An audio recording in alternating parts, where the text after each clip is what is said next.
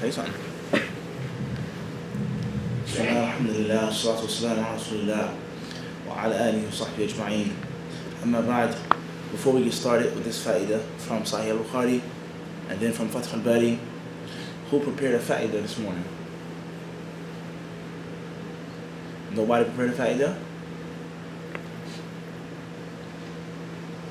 Nobody had 5 minutes to share with us?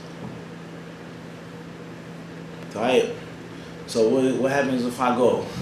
There won't be no more fawaid, I mean? Ask your brothers.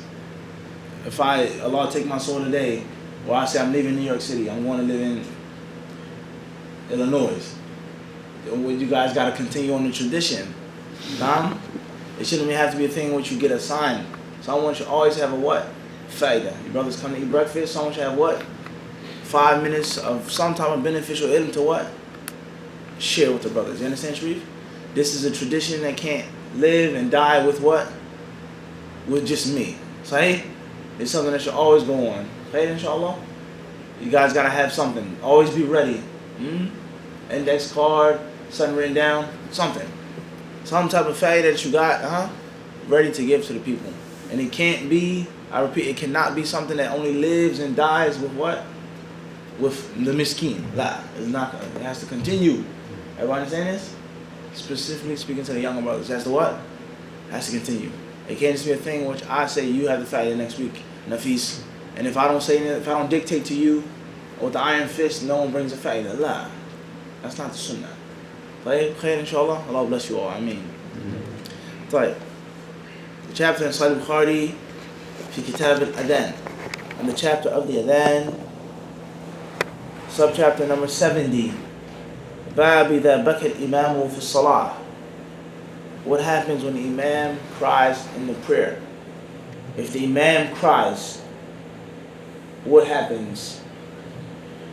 وقال عبد الله بن الشداد سمعت نسيج عمر وأنا في آخر الصفوف ويقرأ إنما أشكو بثي وحزني إلى الله. حدثنا إسماعيل قال حدثنا مالك بن أنس عن هشام بن عروة عن أبيه عن عائشة أم المؤمنين أن رسول الله صلى الله عليه وسلم قال في مرضه مروا أبا بكر يصلي بالناس. قالت عائشة قلت إن أبا بكر إذا قام في مقامك لم يسمع الناس من البكاء فمر عمر فليصلي. قال مروا أبا بكر فيصلي بالناس. قالت عائشة لحفصة قولي له إن أبا بكر إذا قام في مقامك لم يسمع الناس من البكاء فمر عمر فليصلي بالناس. ففعلت حفصة فقال رسول الله صلى الله عليه وسلم ما إن كنا لأنتن صواحب يوسف مروا أبا بكر فليصلي للناس. قالت حفصة لعائشة ما كنت لأصيب منك خيرا. Imam al-Bukhari, he says the chapter when the imam cries in the prayer. Imam al-Bukhari rahimahullah, he gives you this chapter heading or this sub-chapter heading. What does this mean when the imam cries in the prayer? Is it a virtue? Is it a vice? Is the prayer nullified? Is the prayer lessened in reward? Is the salat now makruha? Everybody understand this? What is the fiqh of this chapter heading? Imam al-Bukhari, he doesn't give you anything definite in this chapter heading. He says, إِذَا بَكَى الْإِمَامُ فِي الصَّلَاةِ. When the imam cries in the prayer, then what? So from the ultimate intelligence of Imam al-Bukhari and of many of the people of Hadith, this is how they made their chapter headings. And they knew who they were speaking to, who they were addressing. And they knew the level of intelligence and thoroughness of the people that would read and study their books. Later on came some people that said that the people of Hadith, they don't have any fiqh. They have no fiqh. They have no understanding, period. And they're just humal, akhbar, zawamin, asfar. They're just asses that carry a bunch of heavy books. That's it. That's the muhaddithin, the scholars of Hadith at best. All they do is memorize names, talk about people, write books. That's it. As for understanding, fahm, fiqh, istinbat, deduction, extraction of the fawaid, then that's only to the fuqaha. And they made many derogatory terms and names and all types of battles when you read the Islamic history of what happened between the scholars of Hadith and the scholars of quote-unquote fiqh. Or not even scholars of fiqh, but the madhabiyin, madhabites. Everybody understand this? The what? Madhabiyin. And they accused the scholars of hadith of having no fiqh. And they said that you guys are nothing, at best you're a pharmacist. That's it. We are the doctors. All you can do is just give the medicine. What's the dalil? We tell you how to use it, when to take it with your food, twice a day, what are the symptoms, etc. So therefore, they said this because of the likes of these chapter headings. But it shows their lack of intelligence. The lack of their intelligence. Because Imam al-Bukhari, he doesn't have to give everything clear, open, to prove his madhab and to state his madhab. Rather, that's someone that's stupid. Or have to sit and explain it to you for 5 to 10 minutes and break it down. A, B, C, D, E, F, G. But if I can just say to you, letter C. The smart one who's trained properly, boom. Everybody understand this? That's all he needs. But the person whose intelligence has been slowed down, he needs a long, drawn-out thing for one sentence. And that's why you find the books of fiqh so exhaustive. Arguing and fighting over one issue. Which the ulama of hadith, boom, boom, boom, that's it. Plus. You figure it out. You read it. Everybody understand this? So Imam al-Bukhari in his book, if you're not trained in the proper way, you're not going to get the full benefit. But he's going to give you some information. So he says, if the Imam cries in the Salat. Now we didn't get any further. We're just dealing with the chapter heading. Everybody understand this? If the Imam cries in the Salat, what is meant by this? What's the fa'idah from this? Everybody understand this? Everybody clear on this? So just because they didn't write it in a certain way, doesn't mean they didn't have that knowledge. Everybody understand this? If I don't go around and parading town saying I memorized this, and it doesn't mean that I haven't memorized it. Everybody understand this? I know this, I can do this. I don't have to tell you that. I don't have to always explain it to you. Everybody understand this? And this is no doubt how the art becomes weakened. How the art becomes what? Weakened. When someone who isn't qualified is allowed into the door. You don't belong at this dinner spread. Period. Khalas. If I have to break it down and explain it to you, then it's what? You don't belong here.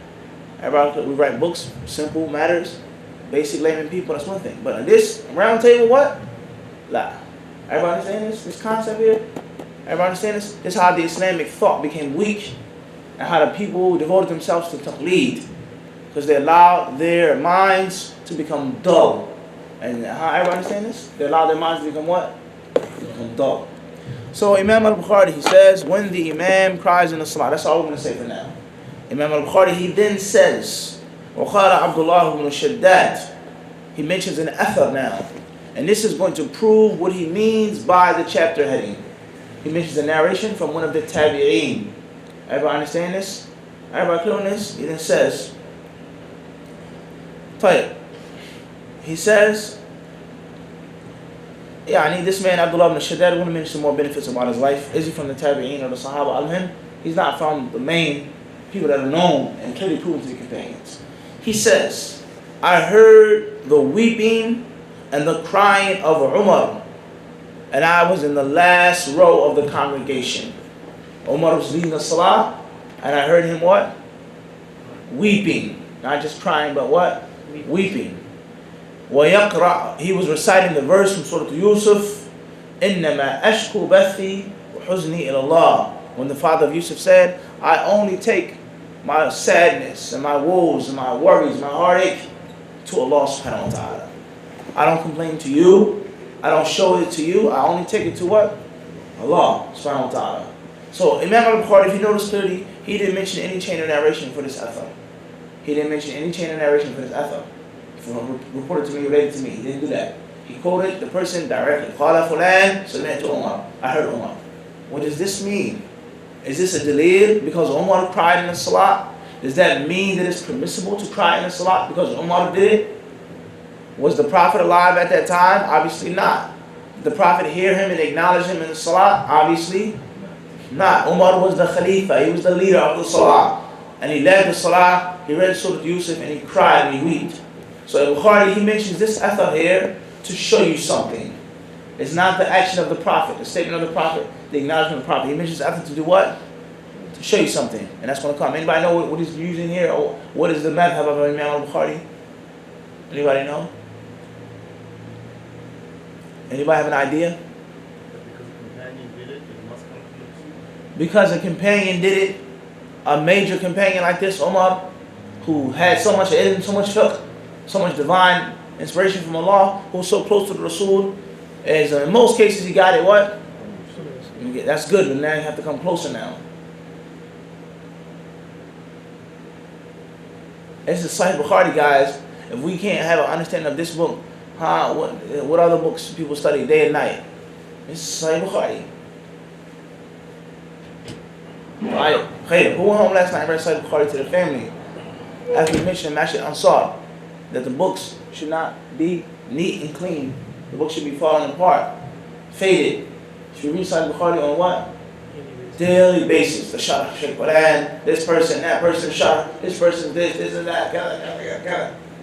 Nah, let's go back to the foundation. Everybody understand this? Then you go and get the Sharh. Then you ask the scholars, what does this mean? Have I understood this properly? But you have to put in efforts yourself. You have to do what? You want tazkiyah? Sahih Bukhari. Place of tazkiyah. You want knowledge, you want fiqh, you want zuhd. Everybody understand this? This is the place, Sahih Bukhari. Aqidah, Tawheed, Iman, Tafsir is what? Sahih Bukhari. This is the foundation.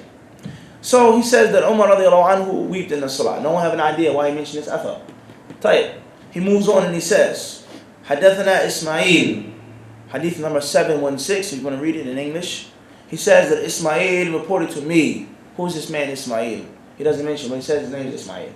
That's his teacher, the Shaykh of Imam al-Bukhari. Ismail related from Malik ibn Anas, the great Imam of Darul Hijrah. Aywa, Malik.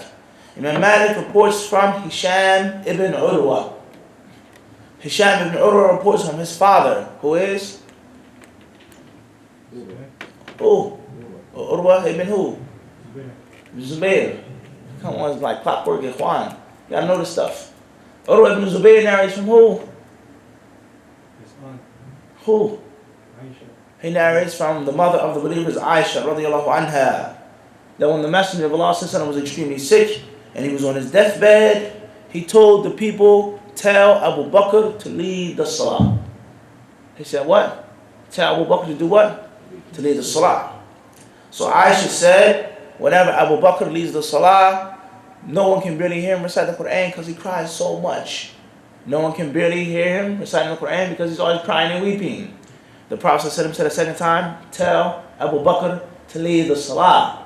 She said, same thing. The third time, Aisha said to Hafsa, as if she whispered to her, tell the Messenger of Allah to tell Umar to lead the salah. Because whenever Abu Bakr leads the salah, no one can hear him because he's crying and weeping so much. The Messenger of Allah, he said, Ma. Says, what is this? What are you up to? Stop. What is this? Stop these games. This trick. He says, you women are like the women who try to set up Yusuf. He says, you women are like those who try to trick Yusuf.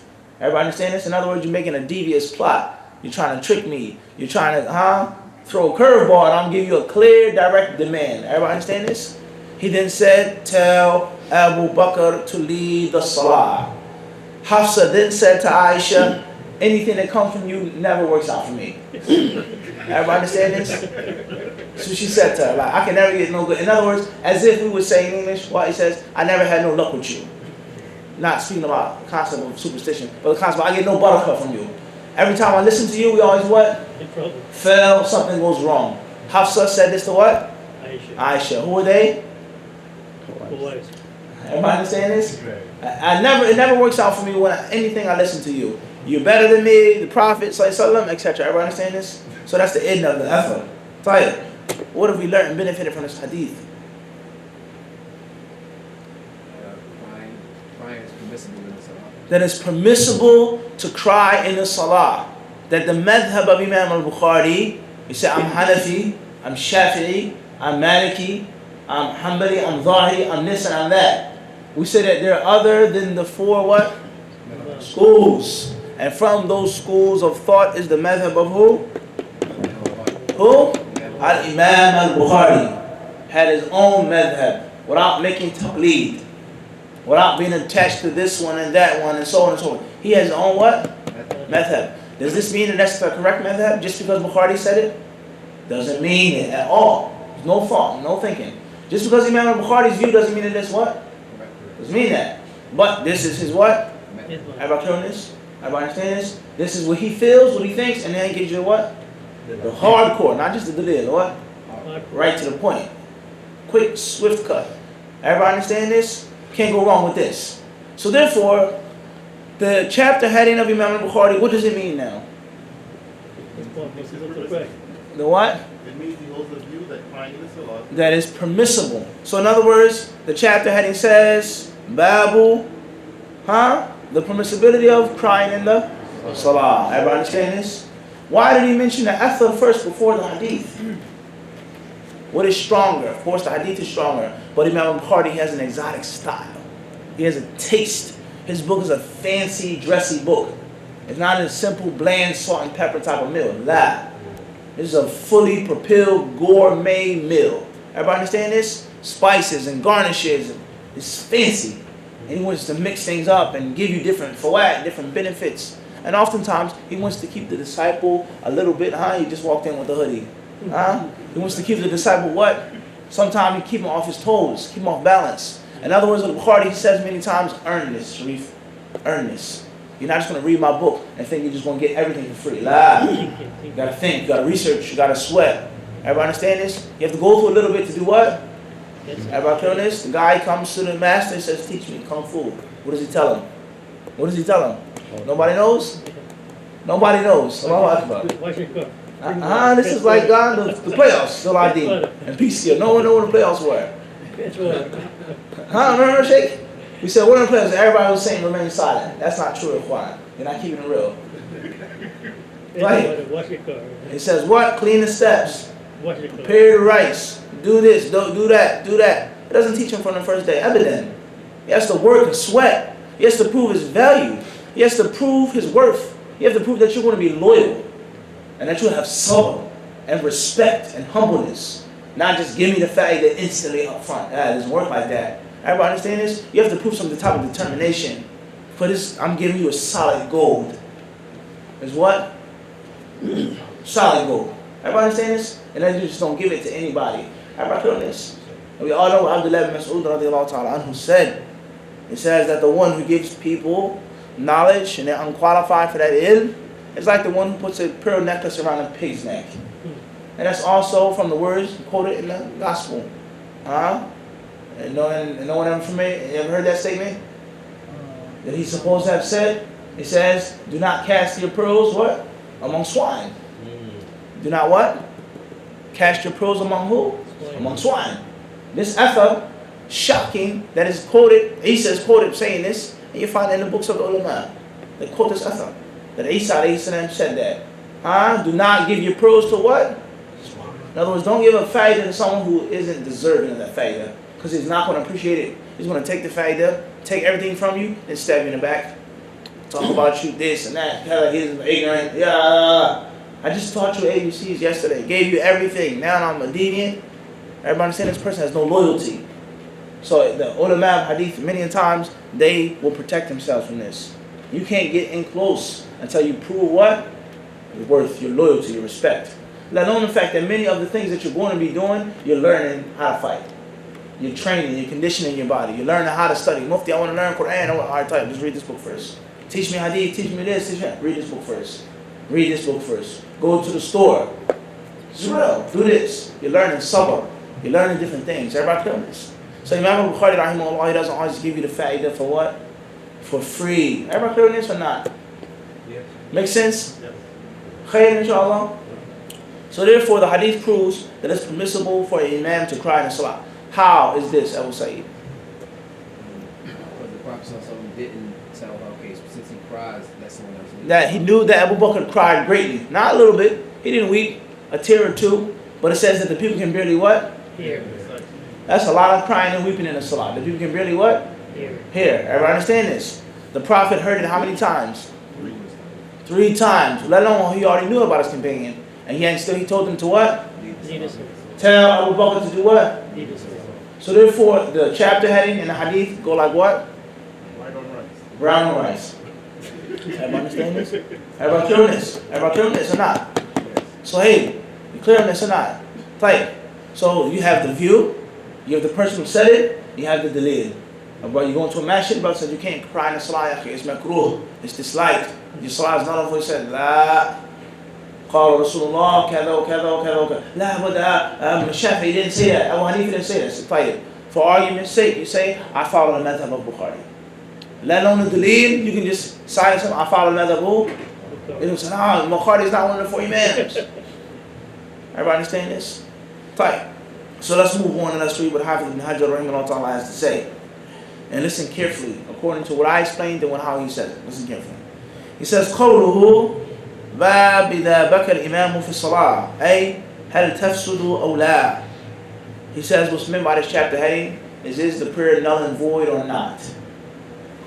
In the Imam, or when the Imam cries in the Salah, is it null and void or not? Everyone understand this? That's what's meant by the chapter heading. He says, وَالْأَثَرُ وَالْخَبْرُ اللَّذَانِ فِي الْبَابِ يُدُلَّانِ عَلَى الْجَوَازِ. He says, first and foremost, the athar. The athar is the statement of who? One of the tabi'een or one of the sahaba. In this instance, it's the action of who? Of who? Umar. Of who? Umar. Umar did what? Right. He cried in the Salah. He wept in the Salah. That's the athar. And then he mentioned a khabar, a hadith, narrated by who? Aisha. Narrated by who? Aisha. He says these two things here, they both prove what? They both prove what? The permissibility. They prove what? The permissibility. It says, وعن الشعب والنخعي والثوري أن البكاء والإنين يفسد الصلاة. He says, الشعبي, النخعي, and الثوري. These are 3 of the tabi'een. الشعبي from the major tabi'een. Everybody understand this? Then we have Ibrahim al-Nakha'i, and we have who? Sufyan al-Thawri, who wasn't necessarily from the tabi'een. Who wasn't necessarily what? From the tabi'een. He came later on. Everybody understands? He didn't need the Sahaba, started the Sahaba.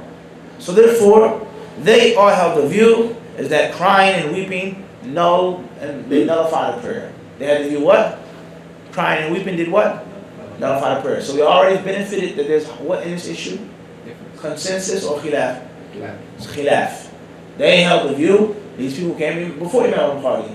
And this proves that there's much more than just how many madhabs? 4. There's much more than just what? 4. And those who say there are only 4 madhabs, the only 4 imams, they have not smelled the fragrance of fiqh.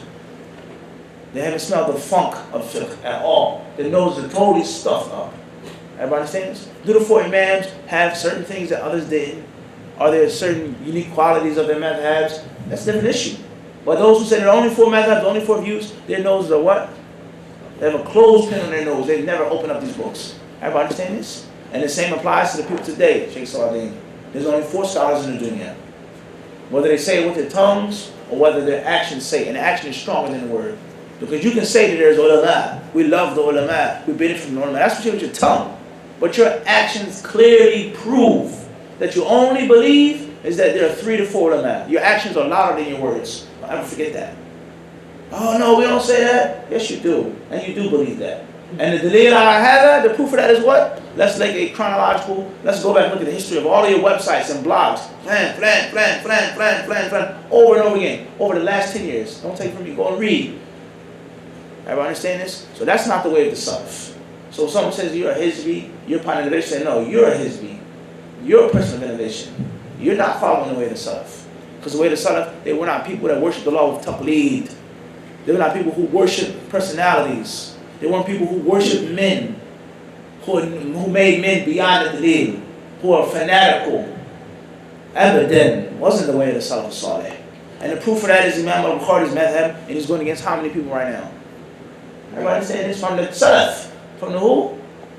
Everybody clear on this? So that's rubbish. So we say start with that and that's it. Look at your own self. Before you call someone a person of innovation, you say you're a person of innovation. Because you're practicing innovations. You're not following the way of the Salaf. That's not the way of the Salaf, to worship a man, to disrespect all of the ulama. If one alim says it, it's not the way of the Salaf Salih. Everybody understand this?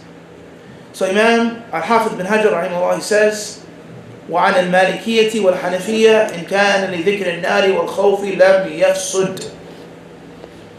He says here, أو لم يفسد. He says, as for the Maliki scholars and the Hanafi scholars, then they hold the view that if a person is crying because of the fire or crying because of fear of Allah, then the prayer isn't what? It isn't another word. It's okay. But so if you cry because Allah talks about hellfire, then they say the prayer is okay. If you cry because of fear of Allah, وَلِمَنْ خَافَ مَقَامَ رَبِّهِ جَنَّةً, they say it's what? Okay. But if you cry for other than that, they say your prayer is what? Null and void. Alright? The Prophet, he didn't make those details. The Prophet didn't make what? He didn't make those details. He said Abu Bakr to do what? Lead the salah. Why is Abu Bakr crying? Because of fear of Allah, because of hellfire? He didn't say that. So we say that madhab once again gives details and a place in which the Rasul did not give details. Everybody understand this? Everybody with me? Moving on. He then says, rahimahullah, وفي مذهب الشافعي ثلاثة أوجه أصحها إن ظهر منه حرفان أفسد وإلا فلا. And the madhab of Imam al-Shafi'i has three ways of looking at the issue. He doesn't say Shafi'i, but he says the what? The madhab. That's different. That doesn't mean that Shafi'i said that. But his students, his disciples, they took some of his statements, some of his ways of thinking, and they did what? They made principles. They made what? Principles. And some of them actually held views. Everybody doing this? In other words, they asked a question.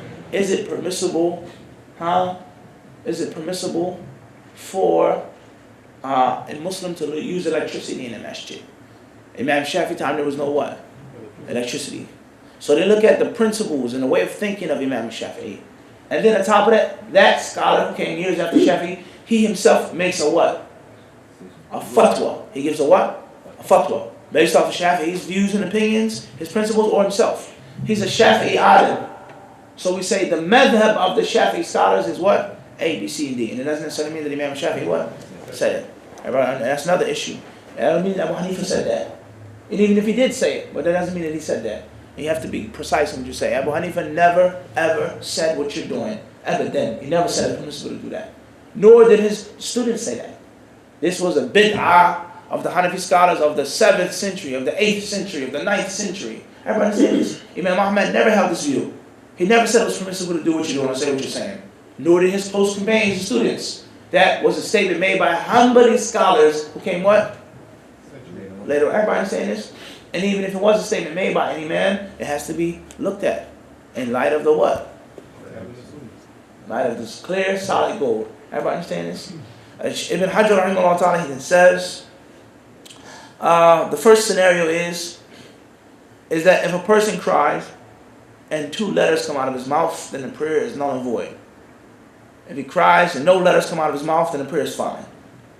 ثانيها وحكي عن نصه في الإملاء أنه لا يفسد مطلقا لأنه ليس من جنس الكلام ولا يكاد يبين منه حرف محقق فأشبه الصوت الغفل. He says the second is that the prayer is fine. There's nothing wrong with the salah. Because crying has nothing to do with speech. Crying has nothing to do with what? With speech. In other words, why did they say that crying breaks the salah? What led them to have this view? Those who held the view that does break the salah. Possibly because now you're speaking or reciting. Because speech in the salah does what? What's the dalil for that? You have to support your madhab now. Fathul, anybody know? What's the dalil that you can't talk in the salah? Can the person say Alhamdulillah in the salah? What's the dalil that you can't talk in the salah? What's the person, once you make your takbir? That's not dalil. It's not dalil. That's later on. We need dalil, hadith. You're at work, you're making salat in the room. A non-Muslim says, why don't you talk out loud in your salat? Or you got a phone call, an emergency, why don't you pick up the phone? What are you going to tell them? The Prophet said the man was walking into the masjid when he gave the salam, and then somebody replied, while they were salam, after the salah, he told him that when you're in the salah, do not speak out. Sorry. A little rusty. Little rusty. Hold on. Or if you sneeze.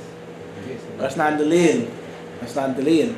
It's not hadith. Narrated fulan, the Rasul said, collected by fulan. That's it. That's what? That's the dalil. What this makes sense, Kevin, that's fine. But that's not the initial what? It's not the initial what? There's no doubt. If you read Bulugh al-Maram on a daily basis, cover to cover, once a month, the dalil will be relatively what? Familiar to you. It'll be what? Relatively familiar. Everybody understand this? We want to stop here. There are many, many other fawaid that Imam Ibn Hajar mentioned. And this issue of crying, that's all we can give you right now. We've already given too much. Wallahu a'lam.